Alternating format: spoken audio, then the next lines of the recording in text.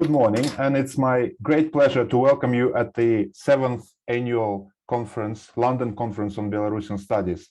My name is Yarik Kryvoi. I am director of the Ostrogorski Centre, a trustee of the Skaryna library in London, as well as one of co-chairs of this year's conference. This conference is a result of collaboration between three institutions: the Ostrogorski Centre, UCL School of Slavic and Eastern European Studies, as well as the Francis Skaryna Belarusian Library and Museum. And we are very grateful to all those who registered for this conference, who were helping in putting it together, in particular Sasha Bilovoka, who helped with making the program and the branding of the conference. And this conference has a record number of participants. We have over 75 participants who registered, including 31 speakers from a range of countries, from China to the US, Turkey to UK, from Russia to Thailand, from Germany, Lithuania, and other European countries. We don't really have any speaker from Belarus joining us from Belarus, but there are people in the audience who will be joining us from Belarus. This conference is taking place also in cooperation with the Journal of Belarusian Studies, and traditionally the journal publishes a selection of peer-reviewed papers initially presented at this conference. We are recording this conference, and later we're going to publish the recordings on the library website. For those who are speaking, just a reminder that we ask you to speak for not more than 10 minutes, and we take questions at the end, so after all presentations. If you want to ask a question, either type it or raise your hand, and preferably use video. We encourage all participants to use video as they speak, and other participants, it's really up to them whether they want to use video or not. We hope to that our plan to have a reception at UCL goes ahead. It's at 7 p.m. Tonight. If you still haven't registered but plan to attend, please let me know. So we have 6 panels ahead of us, looking at a range of issues, starting from history, looking at the society, politics, protests, the nature of the political regime in Belarus, the most recent protests. We'll have a keynote address from Oxford Belarus Observatory by Elena Korostelova. We'll also have a section on memory, as well as on library and literature. So we have a very intensive program ahead of us, and actually we have 4 speakers rather than 3. In the past we would usually have 3, but we don't have any breaks between panels. So if you need a break, obviously feel free to leave and join us later. And follow us on social media, join the Journal of Belarusian Studies group, follow the library on Facebook and other networks, as well as the School of Slavic and Eastern European Studies. So I wish you to enjoy the conference, and I will moderate the first panel. And let me now introduce the co-chair of the conference, Professor Andrew Wilson, who is a leading authority on all things Belarusian and Ukrainian, and he's so influential that the Minister of Defense of the United Kingdom actually recently quoted him. I think for any scholar being quoted by a minister is a great privilege, and I think it's very well deserved. Andrew, would you like to say a few words to welcome the participants? Yes, thank you, Yarik. Welcome, everybody. Good to see so many familiar faces. Excuse me. Normally, I am welcoming you as physical host, which is less true this time, though hopefully partially true later in the day, as Yarik says. For those of you who joined late, I'll be checking on the building status through the day. For the moment, the Masaryk room is still open, though travel advice is noted. Sorry I can't join you physically. I'm stuck in Cumbria, the Lake District. There are worse places to be stuck, but stuck inside at the moment. As Yarik says, this is the 7th iteration of the annual conference. It's got bigger and better, and we're very proud of that. Belarus is much more of a topic of mainstream academic interest than it has been in the past, particularly for good and ill since the events of 2020, which we will be discussing in part today in later sessions. So welcome everybody. Welcome to the expanding world of Belarusian studies. Thanks really though go to Yarik and the organisers. As always, I am just the physical host, but still very much looking forward to everybody's contributions today. Thank you very much, Andrew, and welcome. Let me also encourage you to use the opportunities for networking, although not many of us will be attending the evening reception tonight or the lunch and other activities at the Belarusian Library tomorrow. But we encourage you to send messages to each other or to speak during breaks. If there will be breaks, there will definitely be a lunch break, and we'll keep the video conference on so that if you want, you can interact with other people. And so it looks like we can start a little bit earlier, and if we finish a bit earlier, then we'll have a few minutes for a break between panels. So let me begin by welcoming the participants of the first panel of this conference, which deals with history. We have four excellent speakers today, looking at different periods of history. And so definitely this is not recent history. It goes back in time to the period when there was no Belarus as we know it, but many people and historical figures which acted there on the territory of Belarus and all shaped the country's history.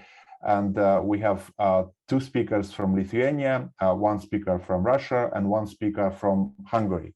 So let me start by introducing the first speaker of this panel, Dr. Vaida Kamuntaviciene from Vytautas Magnus University in Lithuania. It's based in Kaunas, and some of you will be familiar that this university also hosts the Congress of Belarusian Studies, which is another annual or almost annual event devoted to Belarusian studies, but it's less so it's not really only English speaking, and it attracts a more diverse group of people from various countries physically in the first place. So Vaida has graduated from Vytautas Magnus University.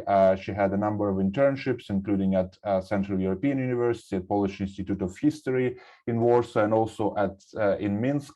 Her research interests cover history of relations between the Lithuanian Catholic Church and society, development of mentality, and microhistory. She has published about 50 scientific articles and several books. And today, Vaida will be speaking about Bernardine Nunnery and its Book of Miracles in the 17th century. And I know that Vaida also submitted a very good manuscript to be published in the Journal of Belarusian Studies. So hopefully that will result in a publication later this year. Vaida, let me invite you to take the floor, and we really look forward to your presentation. Good morning, ladies and gentlemen. Thank you for the invitation. I will try to share my screen. So just 1 minute. I hope you see my presentation. Yeah. Yeah, if you just yeah, that's excellent. Yeah, just go into the show slide mode. Mm-hmm. Okay, so let me start, and in this picture you see the Bernardine Nunnery of Minsk. I will be talking about Minsk Nunnery and two towers of this church. Now it is Orthodox church, and it looks like not so pretty than it was a long years ago. And this nunnery was founded in 1633, and there were 7 Bernardine nunneries founded at the end of the 16th and at the first half of the 17th century. So Minsk nunnery is one of the 7. Two other were in Vilnius, one in Kaunas, Grodno, Slonim, Brest. So 4 of them are in nowadays Belarus territory. And Alexander Slushka's wife was Zofia Zenovichuvna, and she donated to this nunnery a miraculous painting, which is my general object of nowadays speaking. And it is told that this painting she received from the very Pope of the Catholic Church, from the Pope Urban VIII, and as a gratitude for her liturgical handmade presents, which she sent to Rome. So this culture of miraculous painting was really a phenomenon characteristic to the Polish-Lithuanian Commonwealth, and why it was so, it is difficult to say, but it is believed that such respect for the paintings maybe compensated the lack of the local saints of the Polish-Lithuania Commonwealth. And another reason maybe there is the Orthodox Church itself and Byzantine tradition of this church, in which paintings were always given particular attention, believing in their miracular powers. So here you can see that little book which was published in the 1672 in Polish language, but in Vilnius Jesuit printing house. And why this book was needed for the society? That was because the authority of the Catholic Church required to register all miracles and to confirm whether they were truly occurred or not. And without such a process, it was not allowed to worship the painting. So this book signifies official recognition of the painting and allowance of its cult. This book was composed of 4 main parts. One part, the first part, was the dedication to the benefactor, and I will talk about him a little bit later. And there were 3 groups of testimonies, one from Alexander Yuditsky, another group of the nuns of Minsk Nunnery, and also about 50 laymen and women also were talking about their experienced miracles near that painting. The initiator of this book was the Mother Superior of the Minsk Nunnery. Her name was Franziska Yuditska, and she dedicated this book to her relative, and I believe that it was not only a relative, but even her brother, Alexander Yuditsky. And this family of Yuditsky was from present-day territory of Belarus, from the area of Yudice-Zhenchice, and Polish historian Grzegorz Blasik wrote a little bit about the history of this family. And it is important for this presentation that in 1643, this Alexander Yuditsky received a control of Josvini eldership in Samogitia, and so he was living here in Samogitia. Another sister of Alexander, Constantia, founded another Bernardine nunnery in Slonim. And 2 other sisters, Florencia and Ludwika, were also Bernardine nuns in Vilnius Nunnery. And after the foundation of Slonim Nunnery, they just left Vilnius and moved to this Slonim Nunnery. So this family was very connected with the Bernardine convents in their life. And why this book was dedicated to Alexander? Not because he was the brother of Francisca, but another reason was when the war with Russia began, this man, Alexander, offered a shelter for Minsk nuns in Yosviny, in his manor. And for 12 years, these nuns lived in Samogitia, in Yosviny. And when they went to Samogitia, they took with themselves that miraculous painting. So these miracles occurred also in Samogitia, not only in Minsk.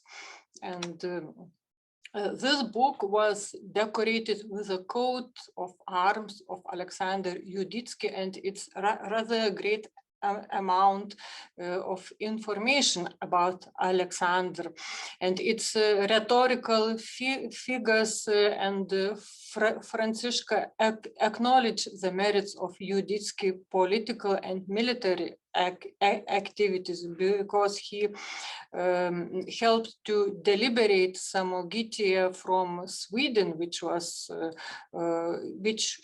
occupied Sweden at that time. Minsk was occupied by Russian army, but Samogitia was occupied by Swedish army.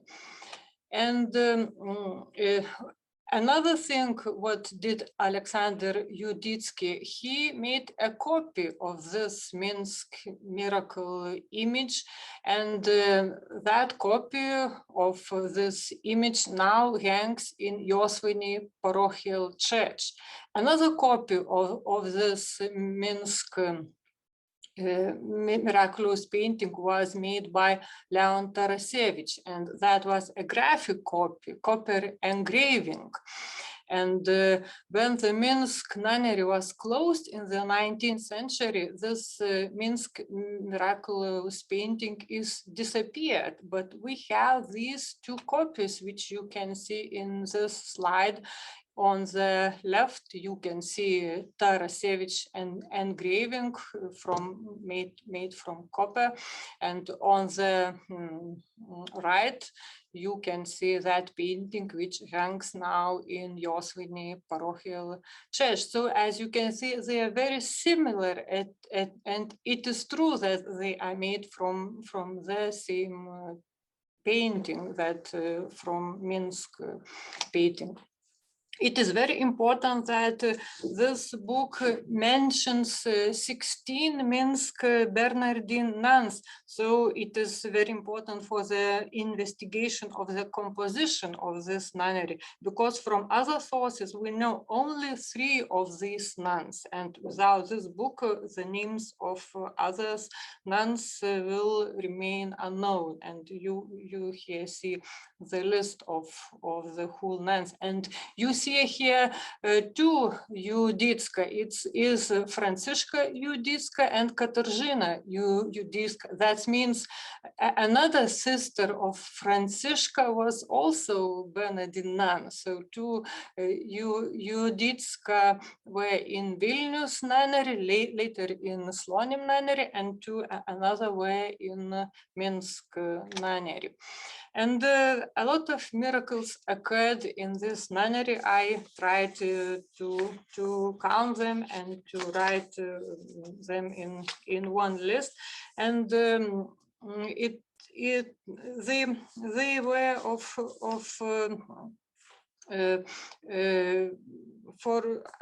I can just see, because I can just tell, because of the lack of the time, only some examples of them. For example, one of the nun, as Maria, could be accused of negligence, as she is mentioned for inadvertently drinking arsenic, and he was almost died, but Mary appeared in a dream, gave her a glass of drink, which caused severe vomiting, and after which this nun recovered. So it's one of the examples of the miracles. Another example may be when Katarzyna treated the runny nose by scratching it with pin. That is very strange method, but it was used. And that pin got stuck inside the nose, and only 3 days later, while she was praying as a miraculous painting, the pin fell out of the nose, and he became recovered. So such miracles, and another part of miracles, of course, were concerned with the spread of Catholic faith. For example, among the witnesses was the Jewish convert Apollonia Nawrocka, who was tempted by Satan to refuse baptize, but this miracle helped her to convert to the Catholic Church. So in conclusion, I can say that this painting helped to overcome daily difficulties, to recover from various illnesses, do not lose the hope in difficult situations, and of course to spread the Catholic faith.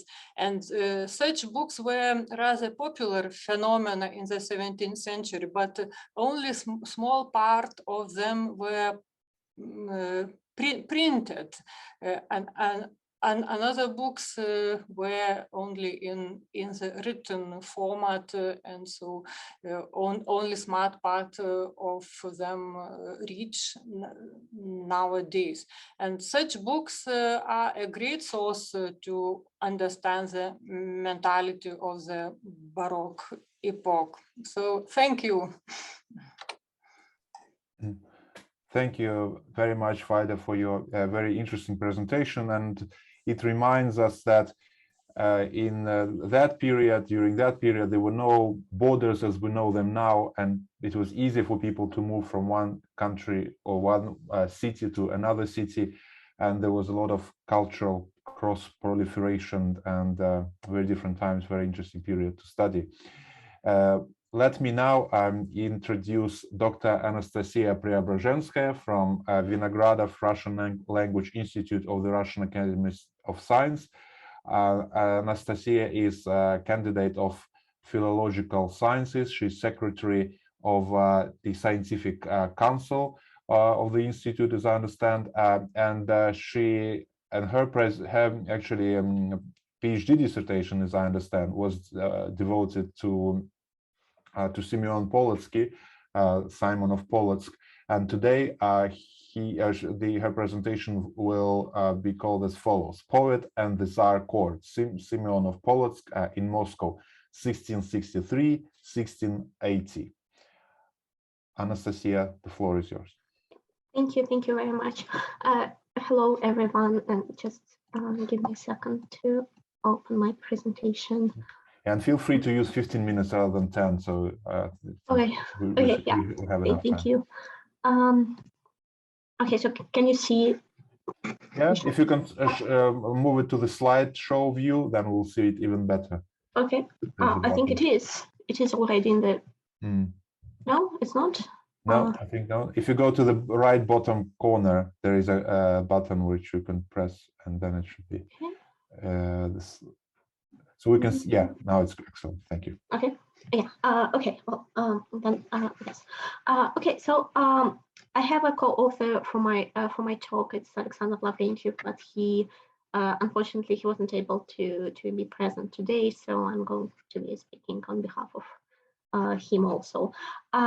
Okay. So my topic is a poet and the Tsar Court, and I'm going to look at the social perspective of the life and literary activities of one of the most prominent poets, playwrights, preachers, and educators of the 17th century Russia, Simeon of Polotsk, or Simon of Polotsk, a Belarusian monk who received his education in Kiev and Vilna, who took his vows in the Polotsk Epiphany Monastery, and then in 1663 he moved to Moscow, where he lived until his death in 1680. And sorry, I couldn't. Okay, here.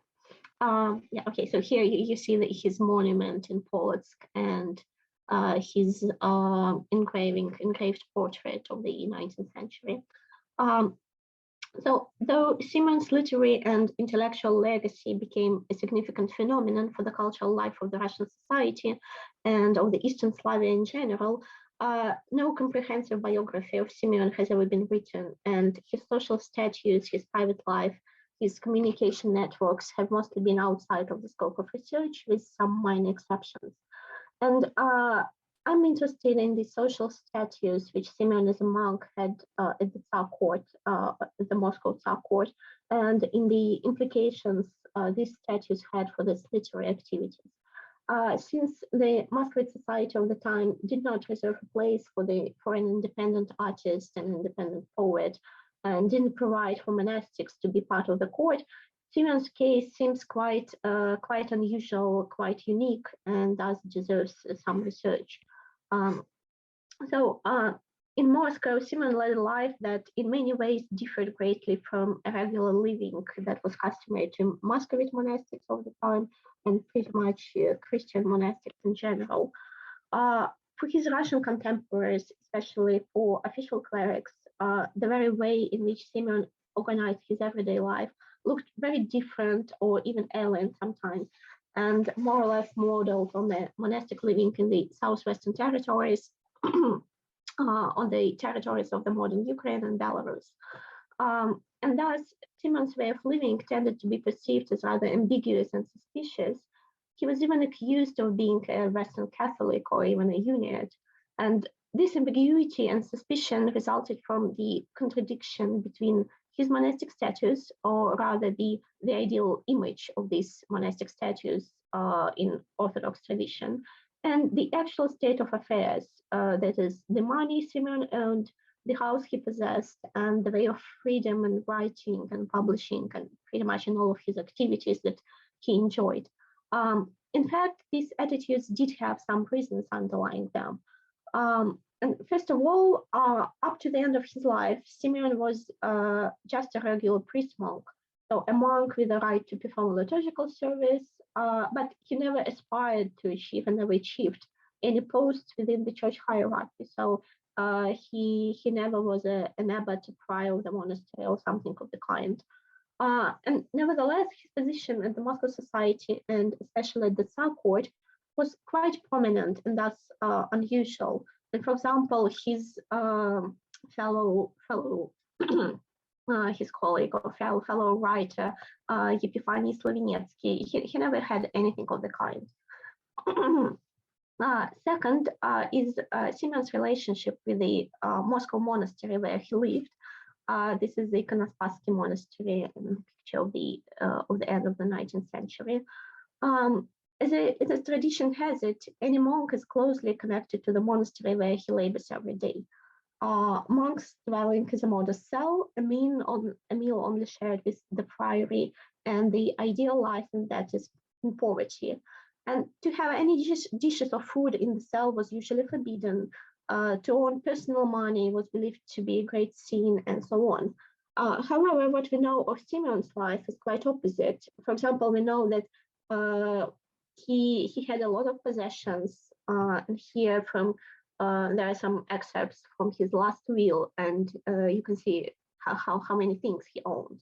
Many dishes, books, carpets, horse, and so on. And actually, we know that Simeon received from the Tsar a cellar in the town wall for keeping his possessions from fire. And yeah, here is a petition letter of Simeon, who asked the Tsar to grant him the cellar to keep his possessions. And though Simeon had lived in this monastery for 17 years, he always attested himself as the friar of Polotsk Epiphany Monastery, where he had taken his vows. It's kind of obvious on the one hand, and well, not so obvious on the other one. In his last will, in his testament, Simeon bequeathed the largest amount of money, around 200 golden ducats, to the Polotsk monastery, while his friars in Moscow received only a quarter of this sum. And in general, Simeon left almost all his fortune to various churches and monasteries and different people who lived on the territories of modern Ukraine and Belarus, so not in Moscow. And we can say that Simeon's relationships to the Ikonospassky monastery were pretty much very formal and businesslike. And next, Simeon's housing placed on the territory of the monastery was not a regular freistyle, but rather a house of some kind or a building constructed specially for Simeon and constructed on the money from the Tsar's treasury. And besides, Simeon had at least 3 servants on wages, his private servants, not from the monastery residence, and a personal equipage, personal horse with harness and so on. And this is something an abbot or a prior would usually have, not a regular monk. And finally, Simeon died a very rich man. According to his last will, the overall sum equal to 1,600 rubles, both in silver and gold. This was an amount compatible to those usually bequeathed by boyars, by the higher noblemen. And in spite of being a monk, Simeon received wages for his literary writings directly from the Tsar and probably sometimes from the boyars as well. Again, these wages automatically placed him among lay courtiers, not monastics. And thus, as we see, Simeon's position at the Tsar court and among the court nobility was closely linked to the wide cultural changes the Russian society experienced in the 17th century. Those changes were not at least a consequence of the fact that the Tsar Alexei Mikhailovich, he was himself well acquainted with the life in the Polish-Lithuanian Commonwealth, and he aspired to model his court on that of the Polish monarch. And we have the evidence of that in the accounts of the Tsar's doctor, the Englishman Samuel Collins, who wrote that the Tsar was really liked the way of life in Poland. So he really wanted to make everything look like there. This life organization of Simeon, this financial well-being and a successful court career of a regular monk was made possible by the Tsar himself. So Simeon's court status was guaranteed on a formal level by making him a rather wealthy person, since it was impossible for a man of court to be poor, by providing him a personal house and by granting him freedom and authority to write and to publish his books. And above all, the post at the court that Simeon received, the post of a court poet, a preacher, and a teacher of royal children, this post had been created personally for Simeon, thus making him the first official court poet in Russia in general. Thank you. That's it. Okay. Yeah. Thank you very much, Anastasia. And we may have questions at the end, but if someone already has a question, please type it and then I will have an opportunity to address them. Now, let me introduce the third speaker of this panel, Dr. Sándor Földvári, who is, it's not his first time participating in this conference. He's a historian, linguist, and a philosopher, in addition to being a traveler and an open-minded and determined person. That's what Sándor's self-description, which I found on the web. Sándor will be speaking about Marton Berzeviczy, a Hungarian diplomat in the Polish-Lithuanian Commonwealth. Sándor, the floor is yours. Okay, thank you. The first question is that can you see my shared screen? Yes, we can. Yeah, so if you can see my presentation, then I can go to the second slide. Okay, so can you see these two nice gentlemen with this map of the Polish-Lithuanian Commonwealth and the Grand Duchy of Lithuania? Okay, if you can see anything, I don't ask again, but please tell me at once if the share screen is not able to be seen. Thus, the first person is Stefan Báthory. I beg your pardon for there are some letters in Cyrillic because the first version of this presentation was already presented in Ukraine, but I mean Belarusian colleagues can understand the Cyrillic letters. So the second person is Ivan the Terrible, and these two people, these two rulers were the determined people of that epoch. And my presentation focuses on some sources and on some secondary literature too about the epoch of Stefan Báthory, in Hungarian István Báthory, when a significant number of soldiers and diplomats served in the Grand Duchy of Lithuania as well, as he was crowned as Polish king, and he was inaugurated as the Grand Duke of Lithuania parallelly as well. So the key person of my lecture is Martin Berzeviczy. Yes, a Hungarian historian published a book at the beginning of the last century, thus at the beginning of the 20th century, about Martin Berzeviczy, and there is a contemporary picture of him, thus the contemporary from the 16th century, and he was a nobleman of Transylvanian origin.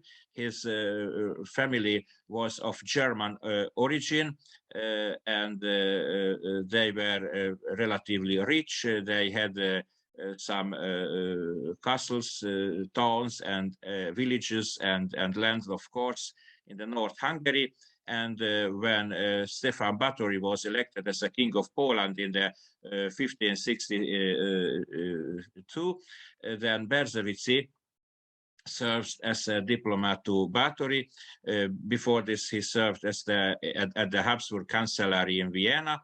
And the first great work was works to gain the acceptance of Gdańsk, because the town Gdańsk didn't accept. There are some mistakes in my text in the slide, that they didn't accept Báthory for the king of Poland. And the second step was to travel to Istanbul for negotiations with the Turkish Sultan in secret, because Stefan Báthory had very, very great plans against Moscow, against Ivan Terrible, and the Turkish Sultan helped with troops and some military equipments to Stefan Báthory, as the Transylvania was a vassal state of the Ottoman Empire, of the Turkish Empire. Thus, as the vassal state, Stefan Báthory, as the Duke of Transylvania, so he was the King of Poland, the Duke of Lithuania, and the Duke of Transylvania. And as the Duke of Transylvania, he was a vassal of the Turkish Sultan. And the Russian Tsar, Ivan the Terrible, was the enemy of the Turkish Sultan. Thus, it was very logical to help its troops, combats, and Transylvanian Hungarians had part in the siege of Polotsk too. Thus, let's go on. I beg your pardon, again, some Cyrillic letters in my slides, never mind. Martin Berzeviczy gained Polish nobility too, and he gained some significant land at Leichenau from the Graf von Brandenburg, and such sources were held in archives in Königsberg, no Kaliningrad, in Lithuanian Karalichos, so Königsberg, and after the and this Hungarian historian, whom I quote, studied there the beginning of the 20th century, I have already mentioned. His monograph was published in 1911, thus before the First World War. And after the First World War, then after the Second World War, archives suffered with wars, and archives suffered with the Soviet Empire too.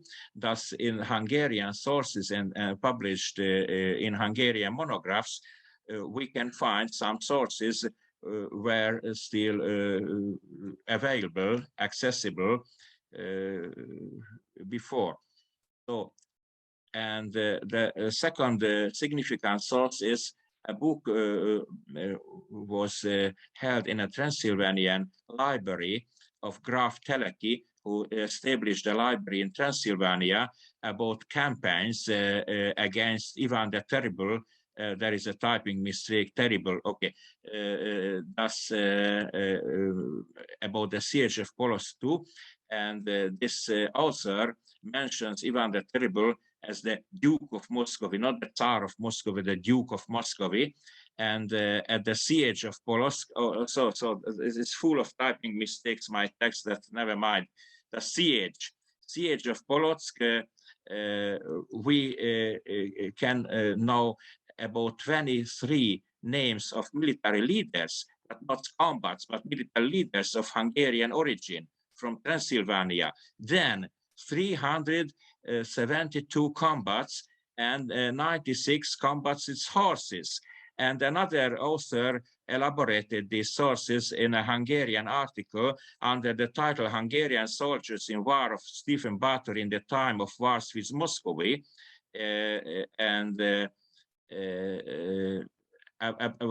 What about I have told, this is the only copy in Latin language from 1581, published in Krakow, in Latin Claudiopolis, that is Krakow in Poland, and in Latin language Adversus Magnum Moschorum Ducem, thus against the Grand Duke of Muscovy, not the Tsar of Muscovy, and the only copy remained in Transylvania.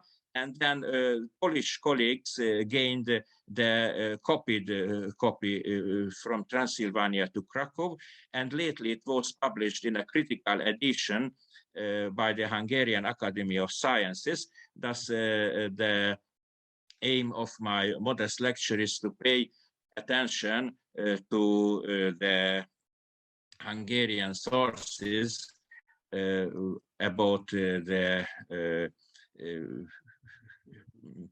the people served in Grand Duchy of Lithuania.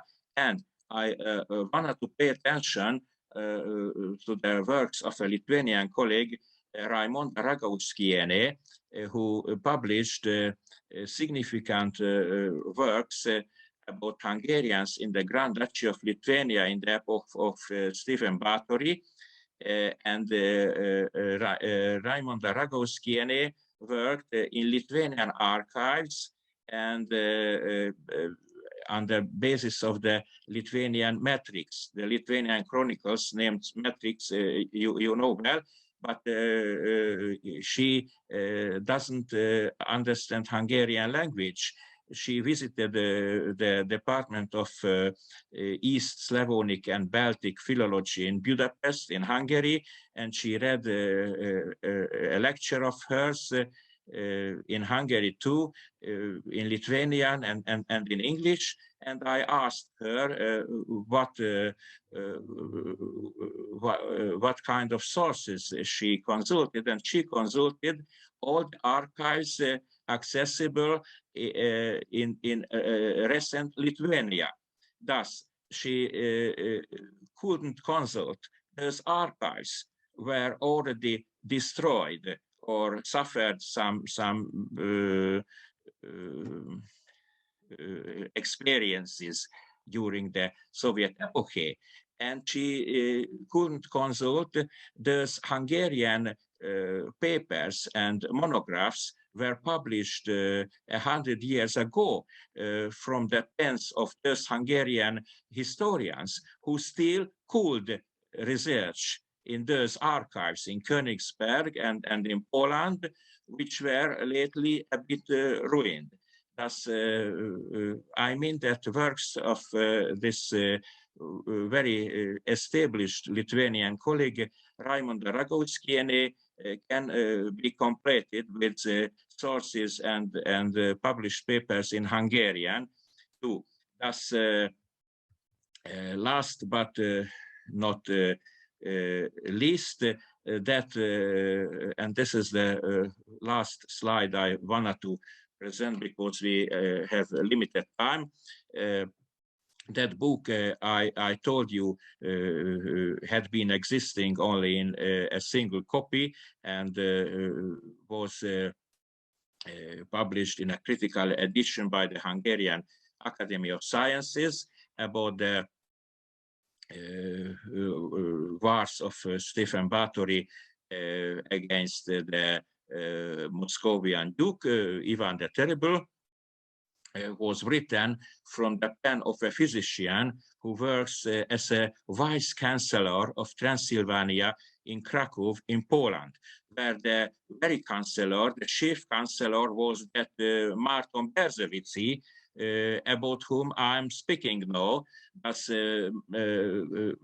the title of my paper is the person Marton Berzeviczy, who gained the Polish nobility, who married a Polish girl of noble origin, who was absolutely imposed to the Polish establishment, or to be more precise, to the establishment of the Polish-Lithuanian Commonwealth and the Grand Duchy of Lithuania, and who had been living in Grodno too, where Stephen Báthory died and was buried. Thus, under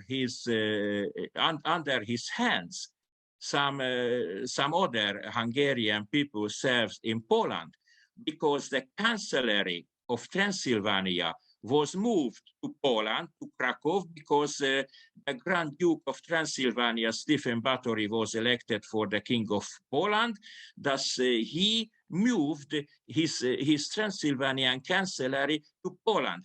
And those diplomats who served in Transylvania, which was a vassal state of the Turkish Ottoman Empire, had brought their experiences, diplomatic experiences, and served Stephen Báthory against the Moscow Tsar too. For instance, the Jesuit Ossovino, who made the peace with Ivan the Terrible, and the Jesuit Ossovino had negotiations in Muscovy with the Chancellery of Ivan the Terrible, was provided by some Hungarian diplomats in the background. Thus, I mean, I haven't used all my times, but all my minutes. But I mean, it's a special topic because I don't accept that you can read those Hungarian sources. I can, and I am finishing with that the Ukrainian colleagues already proposed to translate these Hungarian works to Ukrainian, and maybe some publication in next in the far future will be published in Ukrainian too. Thus, in that case, you can access because Belarusian language is not so far from the Ukrainian. But in the case when when a new Ivan the Terrible came to Kiev, this plan for the future will suffer under a risk. Thus, hope for the future. I'm finishing that these old Hungarian papers will be translated to some East Slavonic language and will be accessible next year or next 2 years for the wider circle of historians. Thus, thank you again. And I'm finishing. Thank you, Sándor. Well, actually, when I saw your first slide, I thought maybe that was the picture of that diplomat. And I thought, oh, that person looks a bit modern with the microphone. Then I understood that it's not a diplomat. But thanks a lot for your very interesting presentation. Again, linking a number of countries and showing how interrelated various histories of various states of Eastern Europe are. And the fourth presentation today will be delivered by Dmitry Huletsky, who is a master's student in historical and cultural studies at the European Humanities University in Lithuania. And the presentation will also focus on Polotsk. So it will have to do with Polotsk, which was already covered, touched upon by Anastasia in Anastasia's presentation. And Dmitry will speak about fur money comes to the aid of written sources on the history of Polotsk. Dmitry, you can unmute yourself, and we look forward to your presentation. Is Dmitry with us? Cannot see him. No, looks like Dmitry is not with us.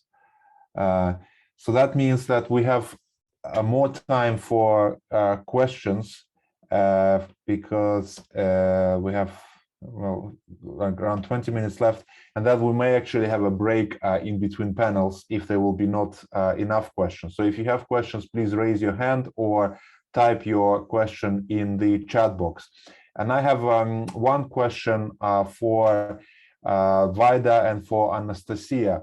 It's very curious to hear that about the role of which monks and nuns played in the periods of history which you cover. So obviously it's difficult to compare the current situation where you rarely see monks or nuns, and it's not really regarded as a mainstream occupation. I don't know if I can use this word, but in the past, when the society was much more religious and the role of churches was much more important, as far as I remember, although I'm not a historian, becoming a monk or a nun was a rather common path for many people, and from different backgrounds, from noble backgrounds, from more simple backgrounds. Could you please speak more about the position of monks and clergy in that period? So maybe we can start with Vaida, and then Anastasia could add. I was also surprised that Simeon Polotsk was so wealthy. You wouldn't expect a monk to be wealthy, particularly now these days. So Vaida, would you like to start? Yes, thank you for your question.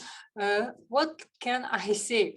I can say that real to be a nun in the Polish-Lithuanian Commonwealth in these times was a very prestigious thing, and so there were lack of free places in nunneries, and the conditions how the new members can join these communities were also very not for all, because they need to give a rather big amount of money when they wanted to join the community of nuns. So it was only for rich families, and also we must know that these nunneries were in religious enclosure. That means that when you went to the convent, and they were by big walls, and you cannot even see these nuns. They were out of society in some ways, but it's strange that they wanted to go to such nunneries and to live such life inside these walls, and to pray for the society, to make the various liturgical handmaids and to venerate such paintings. So it's a strange phenomena, and really now nuns in our society are not in the religious enclosure. They can freely go to the streets and live and to communicate. So it's really great phenomena that in the time of the Grand Duchy of Lithuania they lived in such way. I don't know if I answer, but I tried to do the best. Sorry for my English. So thank you. That was very interesting. And Anastasia, would you like to add anything? Yes, I think I have something to add about the Russian cultural tradition. Well, I think in the pre-Petrine Russia, I mean before the 17th century, monks played a great role just because the first scribes were monastics, and the literature and the writing which came from Byzantium, it was a monastic literature mainly. And so we see this like literary tradition coming up to the 18th century. And well, in the 17th century, church hierarchs played a great role in politics and in like in society in general. But in the case of Simeon, it's unusual that just a regular monk has a very high social status. So this is probably just because the overall cultural changes that were happening in the 17th century. Yes, and well, yeah, probably that's it. And were there any differences between, let's say, Catholic monks, or Orthodox monks, or Uniat monks, in the way how their statues or their I think yes, but the case is that we don't really have a lot of Catholic monks in Muscovy of the 17th century. So they were some people of other confessions, but not monastics. And well, probably for Simeon, taking his vows, it was like an option to be a poet, to be a writer, without engaging himself in some social patterns. So he had some kind of freedom by doing so. Right. Yeah, and also literacy was not really something very common, so it was more a privilege rather than something which you get when you go to school. So that also made their position, I guess, different compared to the majority of the population. Thank you. We have a question from Vital Byl.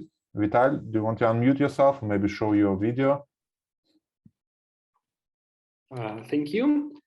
My question, first of all, is to Vaida Kamuntaviciene about the book of miracles. The time this book was published, like 1670s, so it was a time of moral panics about magic. It was one of the surges of witch trials in the Grand Duchy of Lithuania. It was great anxiety caused by this Sabbatean mystic movement among Jews that also influenced Christians a lot. So it was time of great attention to different miracles and some supernatural interventions in human life. So to have this book in this time is pretty natural as for me. And it seems like it was a public demand for such kind of miracles. And is it possible to see the impact of these miracle narrations from Minsk? Did they attract additional attention, like pilgrims, crowds of pilgrims there? Was it a famous place? And events within the Grand Duchy? And was it were these narrations used somehow in this kind of polemics with other confession denominations? Thank you for your question. What can I say? It is only few sources about the history of this nunnery of Minsk, and I have no information about polemic, how other people reacted to this book.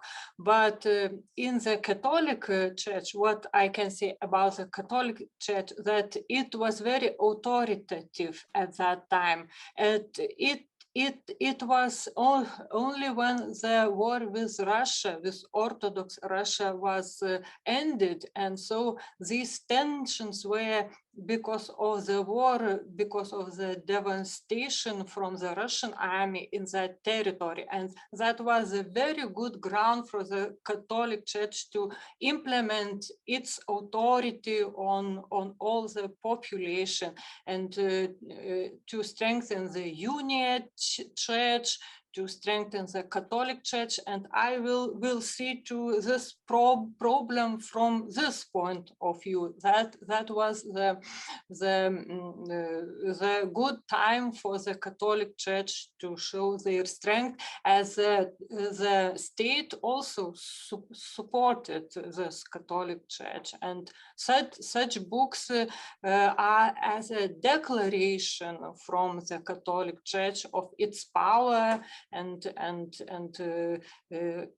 it wanted, that church wanted to convert more people to Catholic faith, from Orthodox to come to Unite, or even to Catholic Church, and also from Protestants to convert to Catholicism. So I will see in that background such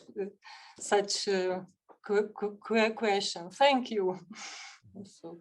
Thank you very much, Vaida. And actually, there is two more questions in the chat box. But perhaps, Anastasia, would you like to ask those questions? Yes. I just wrote it just in case. Yes, I also have questions for Vaida, and I mean 2 questions actually. So the first, probably you have already answered, that these books of miracles, they were, as I understand, they were issued by the Catholic Church. So they were like printed by some official church. And then the second question, so in your presentation, you showed the number of people who testified these miracles. And was there any required number of people to testify for the miracles? Or, I mean, how these calculations were made? Were there anything of that? Thank you. This book were issued by Jesuit printing house of Vilnius.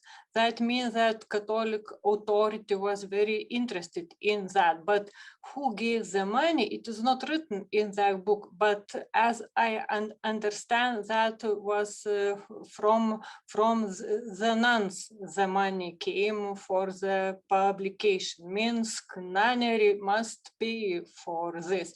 Maybe Yuditsky family also supported this book, this project. And there were no any required number of people to testify miracles, but they wanted them to be a lot of, as much as it was possible, but I think it was enough 30 or so on, but the number of 50 was really very huge number in compared to other books and to other miraculous cases at that time. That was really good made, that book. Good job was made from this point of view. Thanks. Okay, yeah, thank you very much. Thank you. If there are any other questions, please raise your hand. I have a question for Sándor. I was wondering whether you can tell us more about how diplomats worked during that period. There were no Vienna conventions and the modern conventions which regulate the relations between diplomats and states. So whether these just very important people who just happened to live in another country and they were given certain obligations or rights to be diplomats, or was it different? Thank you, Sándor. And then there will be a question from only briefly, thus I would highlight that moment I have already mentioned that this Martin Berzeviczy, who was of a noble origin,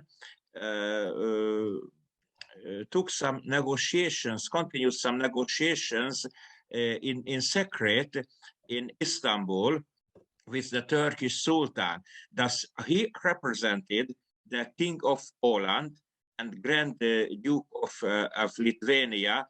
It is to be highlighted that even after the Lublin Union, the King of Poland was not automatically the Grand Duke of Lithuania, but was inaugurated. Thus, Stephen Báthory had 3 positions: King of Poland, Grand Duke of Lithuania, and Grand Duke of Transylvania. And when he began the war against Ivan the Terrible, the war of Polish-Lithuanian Commonwealth against Muscovy, then he sent his chief chancellor of Transylvania, not a chancellor, not in a rank of chancellor of Polish-Lithuanian Commonwealth, but chancellor of Transylvania, which chancellery worked in Krakow in Poland, to the Turkish Sultan that the vassal state of the Ottoman Empire, as Transylvanian Grand Duchy, kindly request some military aid, Turkish equipment, troops against Muscovy, but not the Transylvanian Grand Duke fighted against Muscovy, but the King of Poland fighted against in Muscovy. That was the same person, Stephen the Báthory, but it was not the same position. And a diplomat from England wrote in his secret diary that this Martin Berzeviczy did much for the Kingdom of Poland in Istanbul. That I would briefly, in one word, to highlight that they practice, experience, and personal ability. I mean, was or could be much higher than the personal ability of the contemporary diplomats in much more comfortable circumstances. So if you wanted to compare that's my personal view, but thank you. Sorry. Thanks a lot, Sándor. Very interesting. Alan, do you have a question? It's on mute. Yes, hi. Good morning, Alan Flower. Some of you may be aware I was brought into Belarus by a wonderful lady called Vera Rich, of which was most of my sources of history. So I value coming into this to get an immersion in an update. And thank you to our 3 speakers. But this one's for Vaida. There were 2 slides you put up that really fascinated me. The names, that list of nuns, and I quickly devoured the names that were there, but there was one that stood out that is not familiar to people like myself, not so immersed in the veneration of saints, and that was Tekla, which I understand certainly was very much in fashion, and that's what I would like you to maybe bring out in the context of the Bernardine monastery. And just as a second follow-up, apologies if I missed your comments on this, but the other slide that was absolutely fascinating, more from the point of view of a physicist that has an interest in the concept of miracle. I just wondered how many of these, and you maybe did comment because I got disturbed for 2-3 minutes and I may have missed that as part of your comment on the miracles. But would they really pass the 22nd century test? Many of them seem rather like probabilistic events, which of course you could get 50 people witnessing because they would be aware of the person escaping something. So just maybe 2 brief responses on the Tekla that maybe as people are more aware of. I gather it has some sort of Swedish use, but in contemporary Belarus, all the other names I could recognize, and I think the roots are very well known, but maybe a comment on that rather, what to me was a rather unusual one. Thank you. That's for Vaida. Thank you for your question. Tekla was maybe concerned with Polish tradition, with Catholic traditions. Really, I don't know why, but Tekla is very popular name among nuns in Poland, in Polish kingdom. You can find Tekla in almost all monasteries.